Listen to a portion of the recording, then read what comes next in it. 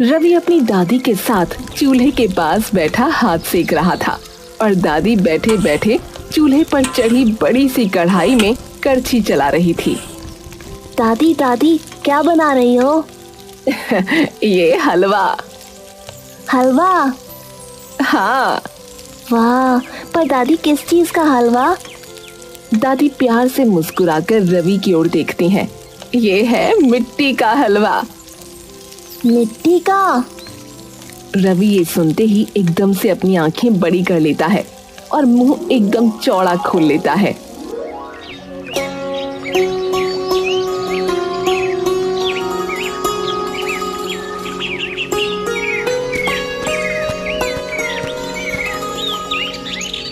लो दादी, आ गए वापस। रवि मुस्कुराता हुआ गांव में आता है और पूरे रास्ते मुस्कुराता हुआ अपने बचपन की यादें दोहराता हुआ बस चलता जाता है। तभी रवि की नजर सामने खेलते हुए बच्चों पर जा पड़ती है। रवि उन बच्चों की ओर ऐसे देखता है जैसे मानो जिन बातों को वो भुला देना चाहता था वो बातें एक बार फिर से मुड़कर उसके सामने आ गई हों। रवि अपने दो दोस्तों के साथ नीम के पेड़ के नीचे खेल रहा होता है। ए गोलू, तेरी बारी है, अब तू जा। और हाँ, जब 10 की गिनती पूरी ना कर ले तब तक मत आइयो। मैं तो चला जाऊंगा, पर सोनू तू इसके साथ ही छुपियो, कभी ये भी अपनी दादी की तरह खुद से बात करने लग जाए अकेले में। क्या बोला मेरी दादी के बारे में? कॉलर छोड़ मेरा। मेरी दादी के बारे में क्यों बोला? क्या गलत बोला? तेरी दादी है ही पागल, जब देखो अपने आप से बात करती रहती है। रवि गोलू को नीचे गिराकर उसके बाल नोचने लगता है।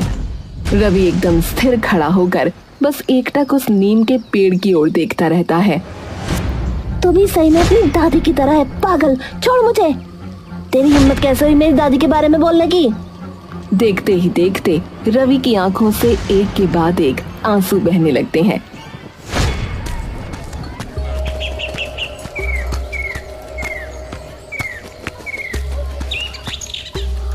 दरवाजा खुलता है और सीधी सूरज की रोशनी उस टूटी फूटी झोपड़ी पर पड़ती है। रवि अंदर आता है।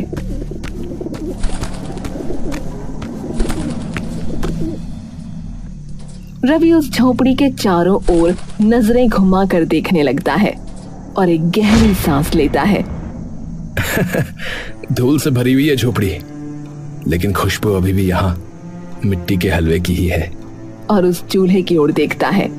रवि उस चूल्हे को देखकर मुस्कुराने लगता है कि तभी एक आवाज आती है। हाँ भाई, आ ही गया। रवि चौंक कर पलटता है। कौन है बे तू? अरे तमीज से बात कर, वरना मैं लठ बहुत मारूं। हाँ। ये सुनते ही रवि की आंखें एकदम बड़ी हो जाती हैं, मानो उसने अपनी आंखों के आगे कोई चमत्कार होता हुआ देख लिया हो।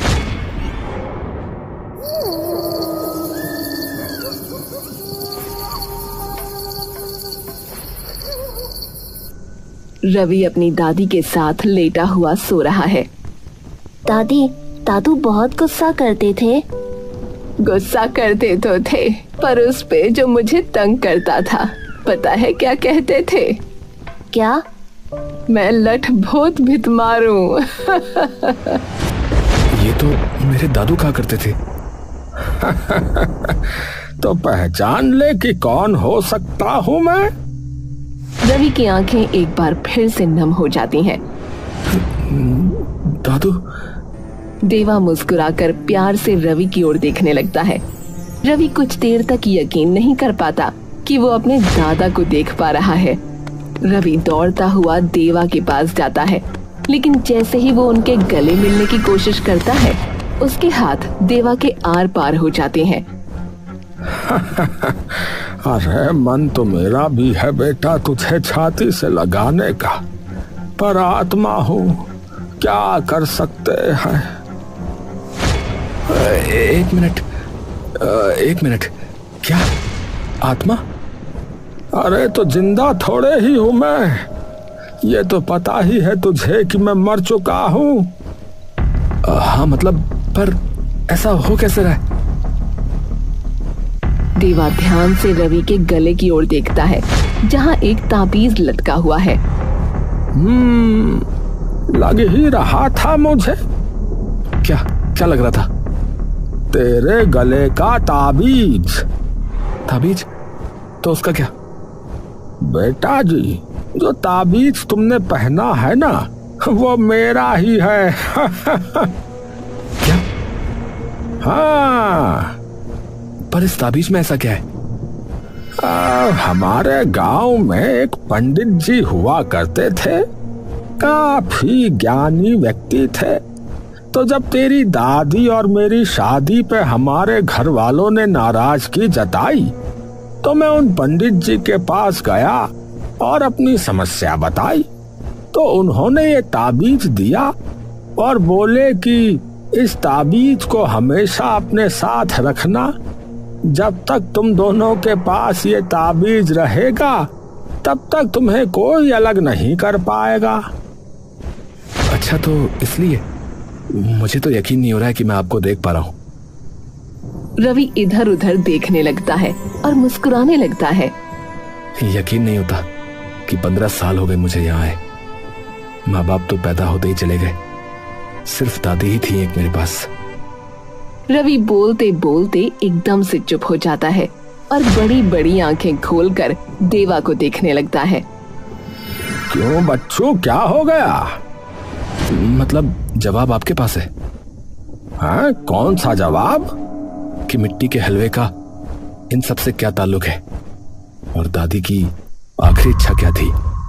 हाँ, बहुत ही अच्छा, पर मुझे इन दोनों में से कुछ भी नहीं पता। क्या? पर दादी ने कहा था कि जब तू घर जाएगा तो तुझे धीरे धीरे सब पता लग जाएगा। हाँ, धीरे धीरे ना, एकदम से थोड़े ही। तो आप मदद तो कर सकते हो। हाँ, वो मैं कर दूंगा। ठीक है, तो कल सुबह से शुरू करेंगे। अभी मैं यहाँ सफाई करके सो रहा हूँ, बहुत ज्यादा थक गया आज तो मैं। अरे जा, कैसा जवान बालक बनेगा तू है। अरे हाँ हाँ दादू, कल सुबह बात करते ना। अगली सुबह होते ही कड़कती ठंड में देवा उसे उठाने लगता है। ओ भाई ओ, अरे उठ जा भाई, कितनी देर तक सोएगा? क्या है? अरे उठ जा भाई, तेरी दादी की आखिरी इच्छा के बारे में पता नहीं करना है? पोते होने का फर्ज निभा भाई। अरे दादू यार, सोने दो ना यार। अरे बेटा जी उठ जा, वरना लठ बहुत मारू। हाँ। रवि मुंह बनाकर आंख मलते हुए उठता है। अरे आप दादी को भी यूं ही परेशान करते थे क्या? अरे वो मुझसे भी जल्दी उठ जाती थी भाई। एक तो ये गांव, ऊपर से यहाँ इतनी ज्यादा सर्दी कैसे होती है? अरे बेटा जी, ये तो खास बात है इस गांव की। चल अब उठ जा, थोड़ा घूम फिर ले। हाँ, क्या पता बाहर निकल के दादी की आखिरी इच्छा और उस मिट्टी के हलवे के बारे में कुछ पता लगी जाए। रवि उठकर तैयार हो जाता है। बेटा एक काम कर, एक रजाई और ओढ़ ले। अरे दादू, आप तो आत्मा हो, आपको थोड़ी ना ठंड लगेगी, लगेगी तो मुझे। हाँ हाँ ठीक है ठीक है। रवि जैसे ही दरवाजा खोलता है, उसे दिखता है सामने सिर्फ धुंध ही धुंध है।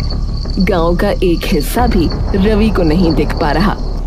अरे ये क्या है, इतनी धुंध।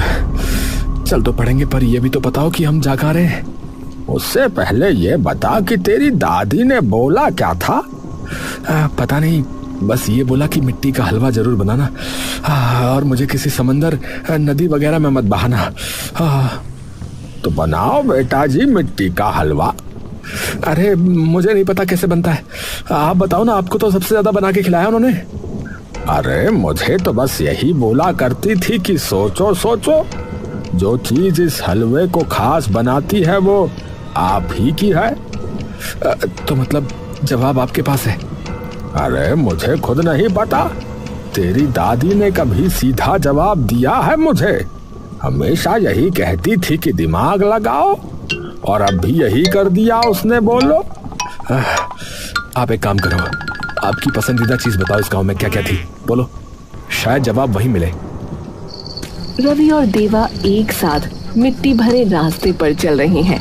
ठंड इतनी है कि सांस भी धुएं की तरह दिख रही है। गांव की सर्दी की बात ही कुछ और है बेटा।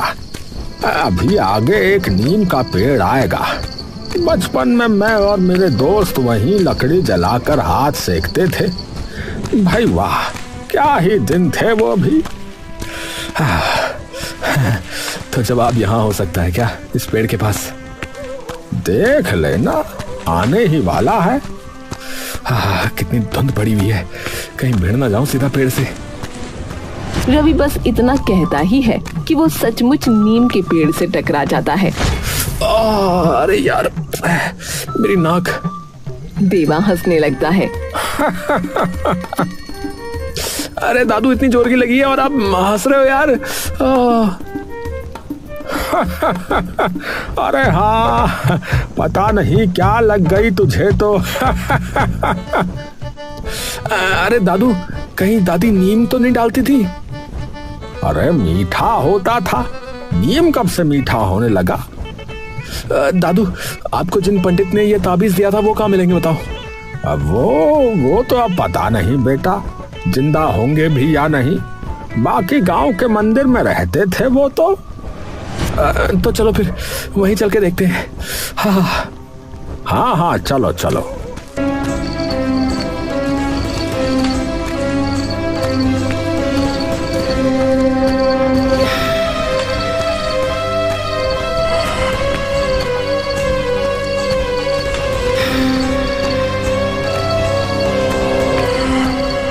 रवि और देवा मंदिर पहुंचते हैं।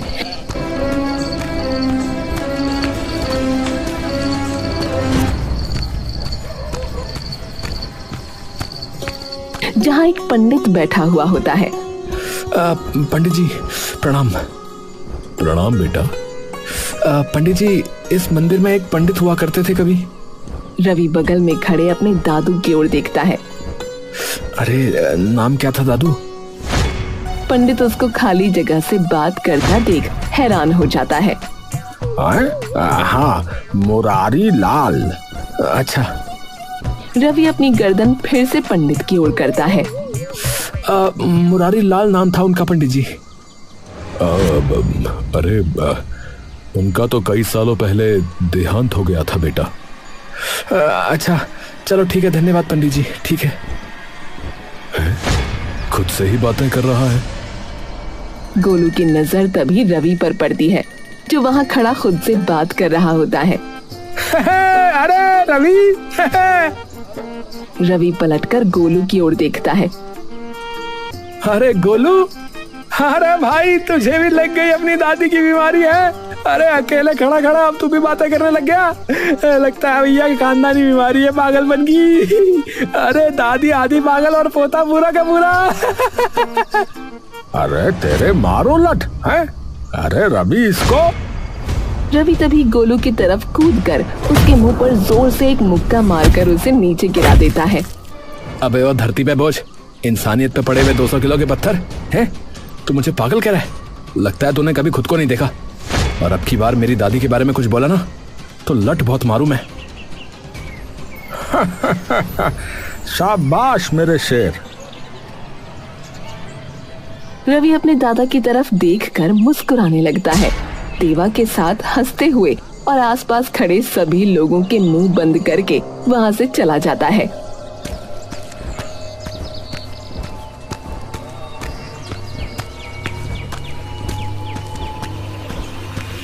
जैसे जैसे दिन चढ़ रहा होता है, धुंध भी वैसे वैसे गांव से छंटने लगती है और सूरज की किरणें साफ दिखाई पड़ने लगती हैं।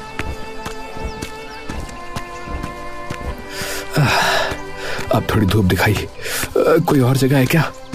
हाँ, अब तो एक ही जगह है। कौन सी? तेरी दादी और मेरा खेत।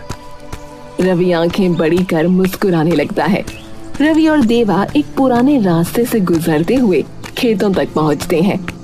हवा में ठंडी सी महक है, मिट्टी गीली है और कहीं दूर से हल्की शकरकंद के पत्तों की खुशबू आ रही है।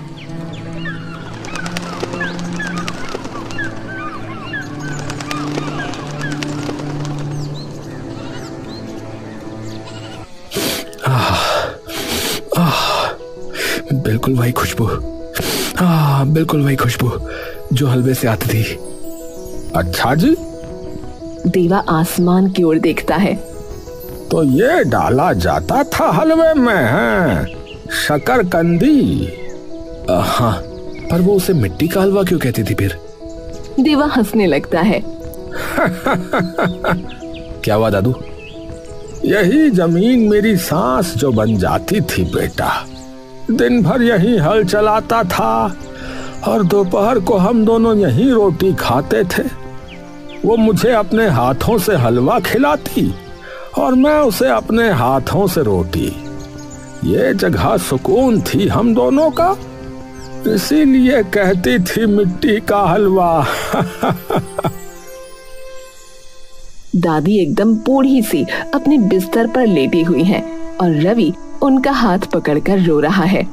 बेटा सुन मेरी आखिरी इच्छा, मुझे किसी नदी या तालाब में मत बहाना, मुझे वहां बिखेरना जहां मुझे सुकून मिले। रवि की आंखों से आंसू गिरने लगते हैं। यही है वो जगह जहां मुझे उनकी अस्थियां बहानी है। उनकी आखिरी इच्छा आप हो दादू।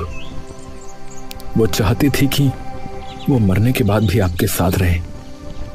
देवा मुस्कुराकर नीचे देखने लगता है और उसकी पलकों से भी कुछ आंसू यादों के मोती बनकर बह जाते हैं। तुमने देख क्या लिया ऐसा मुझ जैसे बेवकूफ में? इतना प्यार कर लिया कि मरने पर भी मेरा ही ख्याल। अरे बावली है रे तू मेरी सरोज कुमारी। अगली सुबह होते ही रवि अपने बैग से अस्थियों का लोटा निकालता है और सारी अस्थियां उस खेत की मिट्टी पर बिखेर देता है।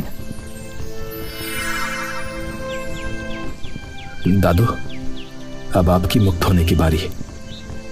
उस पंडित ने कहा था ना कि ये ताबीज हमेशा हम दोनों को साथ रखेगा। रवि वो ताबीज उतारता है और उस खेत की मिट्टी में दबा देता है। देखते ही देखते देवा की आत्मा एक सुनहरी रोशनी में बदलकर साफ आसमान में विलीन हो जाती है, मानो सरोज और देवा का घर अब उसी खुले आसमान में हो।